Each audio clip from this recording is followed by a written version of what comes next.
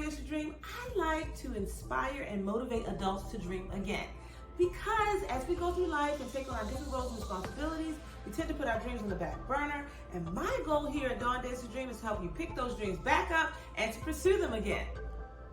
Now, I want you to understand, I started DawnDares2Dream because I wanted to relay my message and my heart and my feelings across to whomever would listen.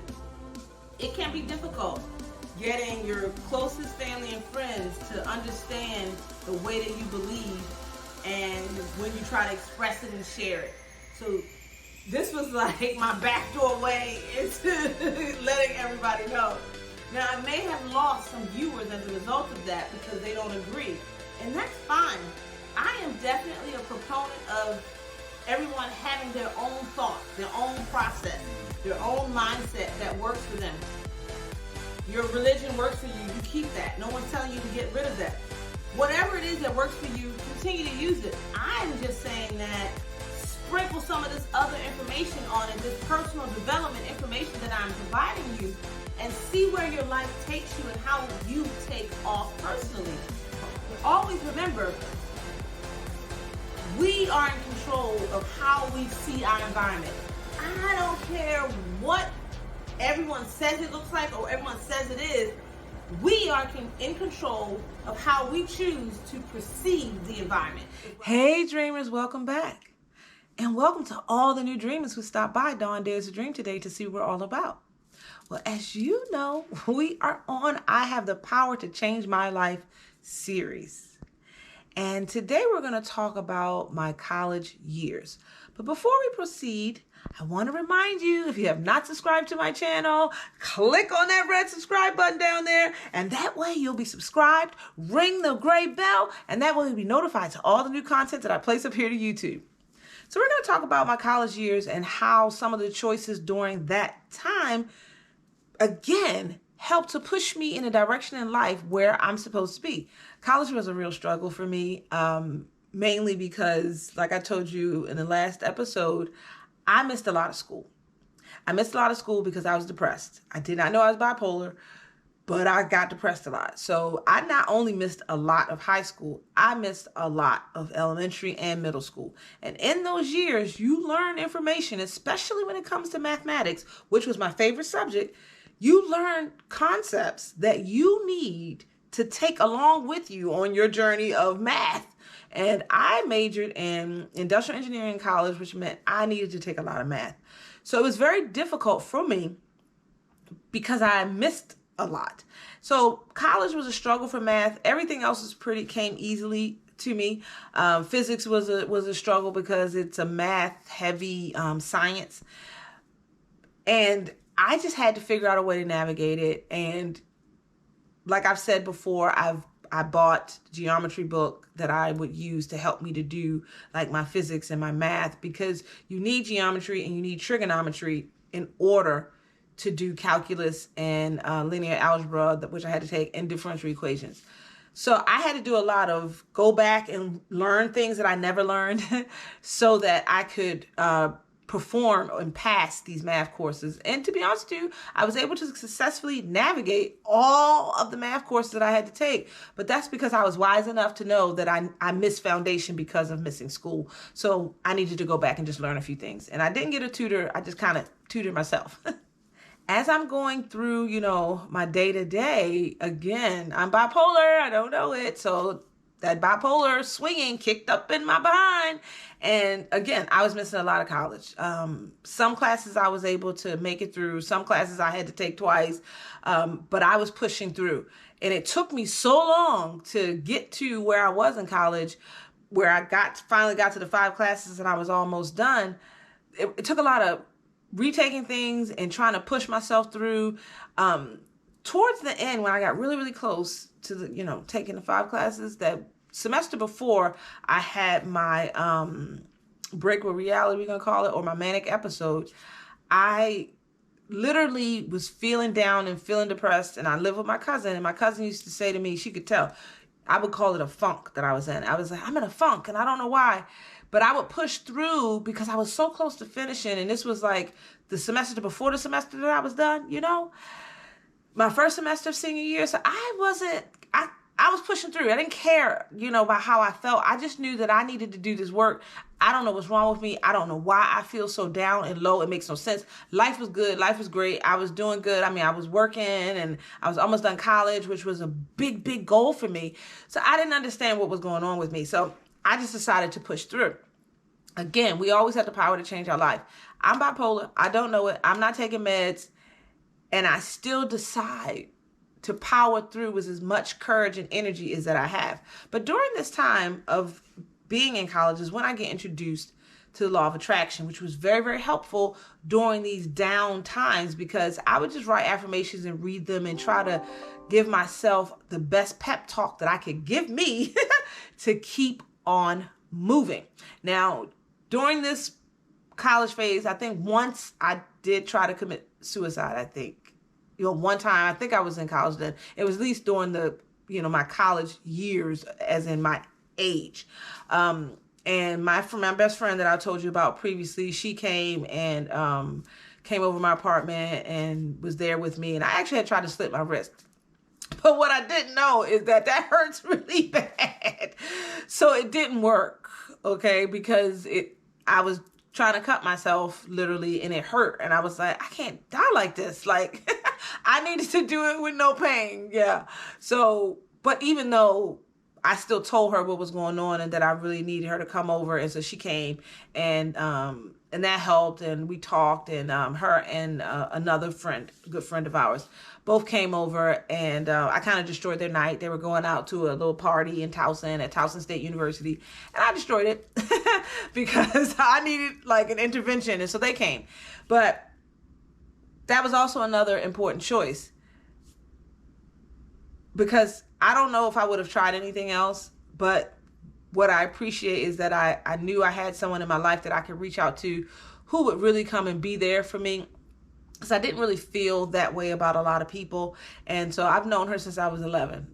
I'm 46. So that's 35 years. Oh my God. She's been my friend for 35 years. And she's been a very good friend and a very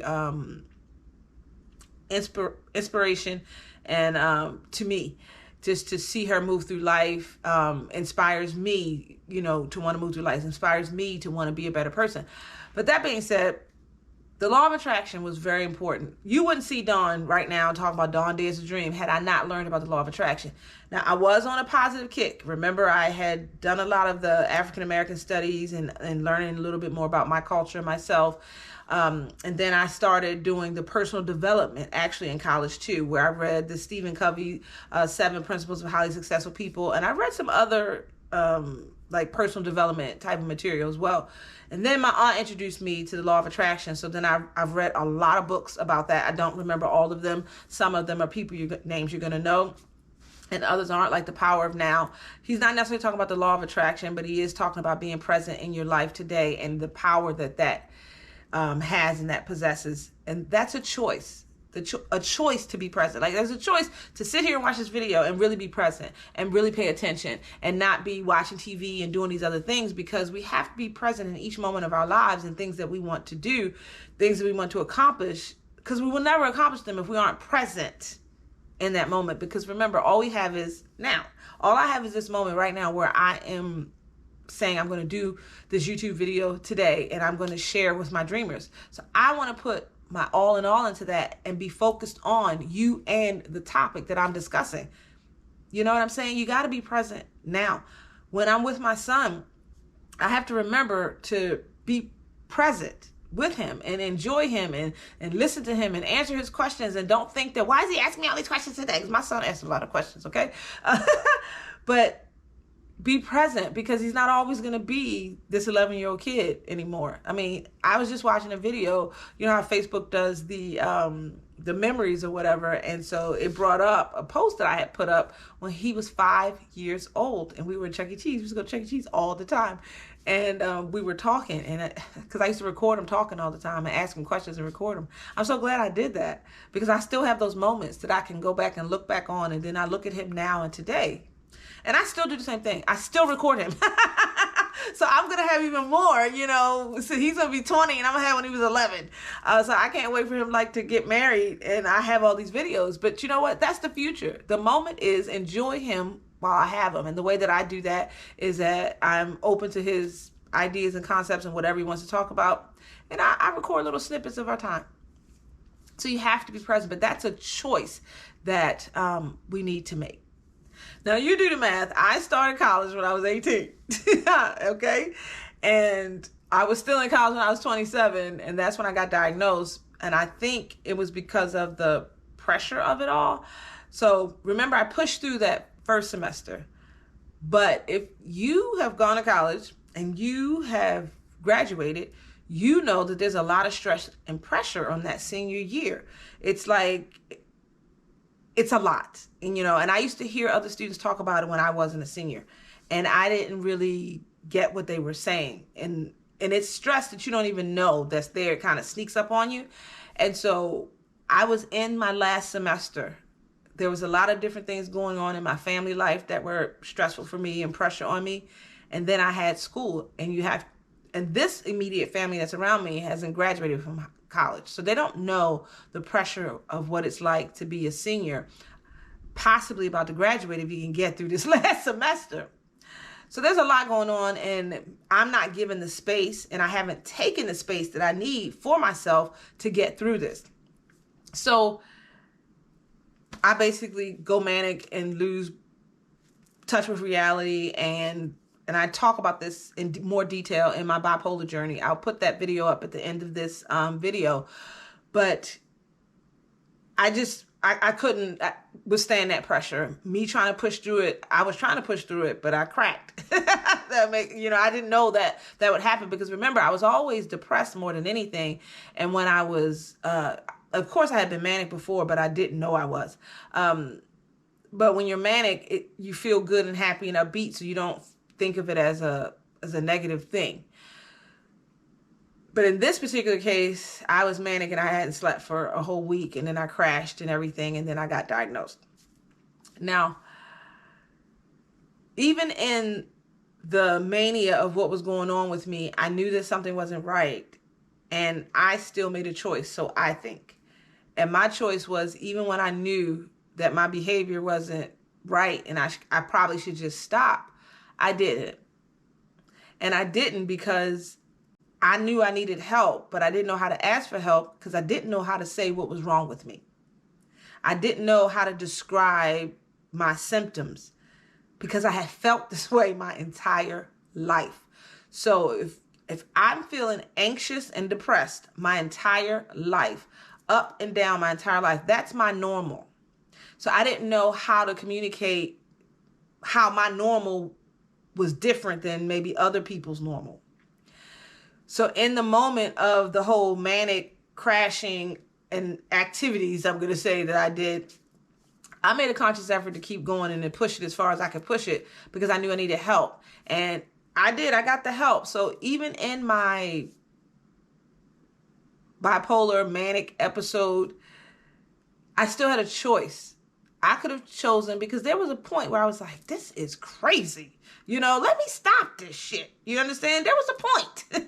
And I said, excuse my language, but I said, no, I'm going to keep going because I need to find out what's going on with me, because this is the farthest of these type of feelings I've ever felt. And so I did that. And even in my mania, I had a choice. So I'm just letting you know that you always have a choice. Even if the choice is after the fact of something has happened. Something has happened to you. It's been traumatic. And you feel like you had no control. Okay. But now you're out of it. And you have a choice about how you're going to handle this and how you're going to move forward in your life. You always have the power to change your life. So if you want to hear more about what happened when I went manic and all that, please, please, please go see the bipolar series. It's going to be up here at the end of this video. But the whole goal of this series is to emphasize we have the power to change our lives, not anyone else. So in that moment, had I calmed down and just went on about my day, I would have never found out that I was bipolar, and I would never be sitting here, well, at least not the same way.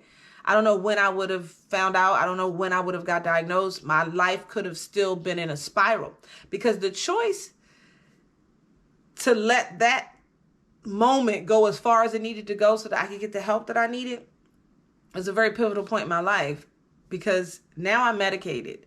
So I'm not swinging all over the pendulum. Like, I'm not doing that anymore. I'm not telling you that I don't have highs and lows. I do. Because medicine isn't 100%. But they're not as, boom. The swings are more mellow versus more, so far apart and so intense, I'm going to say. And that has changed my entire life. Making the choice to accept the help when it was given. But I wanted to know, it was like finding out that I suffer from bipolar syndrome was like the best gift anyone could have ever given me. The best. Because it allowed me to normalize my life for me. Because normal is relative. So I'm not going to go around here and talk about we need to be normal and like on this level and the same. No, we just aren't. People are just different. Chemically, we're made up of some of the same chemicals, but some of us have more of them working in us than others. Some of us are using more brain cells than others. So there's a lot of differences that go on. We're just physically different, But I embrace my difference. I embrace my highs and lows. I embrace my highs more than anything. My lows are, I don't like them too much, but they don't last that long. It might be a couple days, but I know it's here. I know it's happening. And I'm just waiting the time out for it to go away, or I'm exercising it away, or I'm, eating right to help it move along. But I'm going to have highs and lows. That's who I am. It's about how I choose to embrace them. And I call my highs, they're one of my superpowers, because I can get a whole lot done when I'm up. So when I'm up, I'm a very productive person. I use that energy to my advantage. I've learned to do that over time, because I know that I'm going to have lows, and I need to be able to balance that out, because I'm not going to be as productive. Not even for work. I'm not going to be as productive for work. So if I'm overly productive when I'm not as productive, then I have work that I can just pull out of my repertoire and say, okay, you need this here, because I've already done a lot of different things that I can use and present during my up phase. You got to learn who you are and make the proper choices with your time on how you are going to produce, especially when you are going after your dreams and your goals. Because I know I still have many, many dreams and goals, and I'm going to use everything in me to get there. How about you?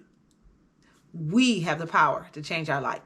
So if you like this video, give me a thumbs up. Also, remember to leave a comment down below. There's also a share button down there with an arrow. Click on that. Share this to your social media platform like Facebook. Also, my face is going to be up here in a circle. So if you have not subscribed to my channel, click on my face, select the gray bell, select all. That way you'll be subscribed to my channel, and you'll be notified to all the new content that I place up here to YouTube. I'm going to put 2 series over here. I'm going to put this series, You Have the Power to Change Your Life, and then my bipolar journey. So if you want to know about that, go click on that. And there's a lot of information in that series that will detail to you what I went through, getting diagnosed and everything.